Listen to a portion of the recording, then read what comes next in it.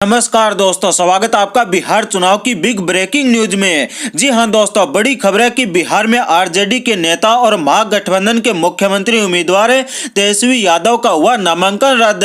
तेजस्वी यादव नहीं बन पाएंगे अब विधायक और मुख्यमंत्री। जेडीयू की शिकायत के ऊपर चुनाव आयोग ने लिया बड़ा एक्शन। जी हां दोस्तों, आपको बता दें कि बिहार में दूसरे चरण के लिए 17 जिलों की 94 विधानसभा सीटों के ऊपर आज मतदान हुआ और मतदाताओं ने बढ़ चढ़कर मतदान के अंदर हिस्सा लिया और बिहार के अंदर लगभग 50% के करीब दूसरे चरण में मतदान हुआ। आपको बता दें दोस्तों कि इसी बीच जनता दल यूनाइटेड के नेता और बिहार सरकार के मंत्री नीरज कुमार नेता प्रतिपक्ष तेजस्वी यादव के खिलाफ चुनाव आयोग पहुंच गए हैं। आपको बता दें दोस्तों कि उन्होंने आरोप लगाया है कि तेजस्वी यादव ने अपने चुनावी हलफनामे के अंदर संपत्ति को लेकर जो जानकारी दी है वो गलत है और इसकी जांच की जाए। आपको बता दें दोस्तों की शिकायत दर्ज करवाने के बाद जनता दल यूनाइटेड के नेता नीरज कुमार ने कहा कि चुनाव आयोग ने हमें भरोसा दिलाया है कि इस संबंध की जानकारी केंद्रीय चुनाव आयोग के समक्ष रखी जाएगी और इसके बाद विधि सम्मत कार्रवाई भी की जाएगी।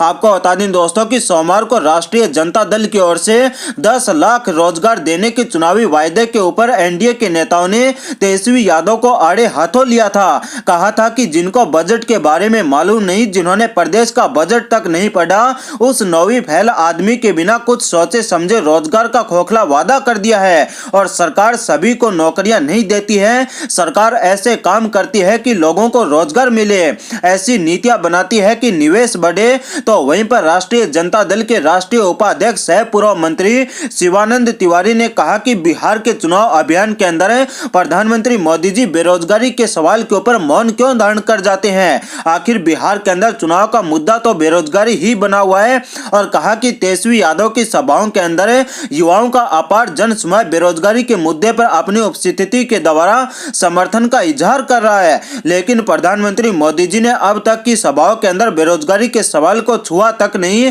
तो वहीं पर शिवानंद तिवारी ने कहा कि चंपारण की सभा के अंदर उन्होंने 370 राम मंदिर, नागरिकता कानून में संशोधन आदि के ऊपर चर्चा की, लेकिन बेरोजगारी के सवाल के ऊपर बिल्कुल मौन रहे। आपको बता दें दोस्तों कि जनता दल यूनाइटेड ने जिस प्रकार से चुनाव आयोग के अंदर अपनी शिकायत दर्ज कराई है, उस हिसाब से अगर चुनाव आयोग एक्शन लेता है तो बिहार के अंदर कभी भी तेजस्वी यादव मुख्यमंत्री नहीं बन पाएंगे। आपको बता दें दोस्तों कि चुनाव आयोग के प्रावधान के अनुसार अगर संपत्ति की जानकारी गलत मिलती है तो इनका नामांकन रद्द होगा और बिहार के अंदर ये विधायक और मुख्यमंत्री नहीं बन पाएंगे। आपको बता दें दोस्तों कि आज बिहार के अंदर दूसरे चरण का मतदान हुआ और मतदाताओं ने बढ़ चढ़कर बिहार के दूसरे चरण के मतदान के अंदर हिस्सा लिया। आपको बता दें दोस्तों कि बिहार के अंदर राष्ट्रीय जनता दल के नेता तेजस्वी यादव की रैलियों के अंदर जिस प्रकार से जन सैलाब उमड़ रहा है, उसे देखते हुए ऐसा प्रतीत हो रहा है कि बिहार के अंदर इस बार बदलाव होने वाला है। आपको बता दें दोस्तों कि दूसरे चरण की 94 विधानसभा सीटों के ऊपर हुए मतदान को लेकर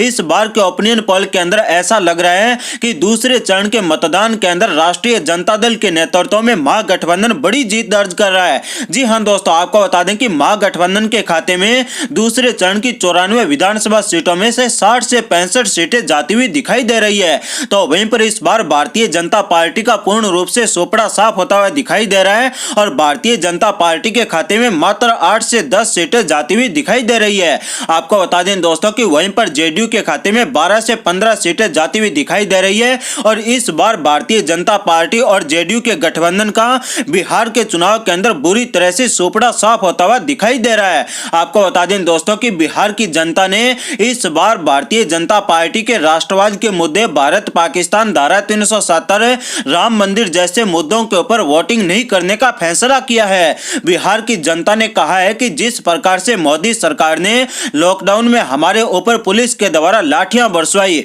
उसका बदला हम चुनाव के अंदर भारतीय जनता पार्टी का बॉयकॉट करके लेंगे। उन्होंने साफ शब्दों के अंदर कहा कि हमारे बच्चे, बूढ़े, नौजवान लॉकडाउन के दौरान मारे गए, परंतु भारतीय जनता पार्टी की मोदी सरकार ने किसी को एक पैसा तक नहीं दिया। उन्होंने साफ शब्दों के अंदर कहा कि भारतीय जनता पार्टी ने भारत के अर्थव्यवस्था का 10% हिस्सा यानी लगभग 20 लाख करोड़ रुपए भारतीय जनता पार्टी ने बड़े उद्योगपतियों को बांट दिए हैं।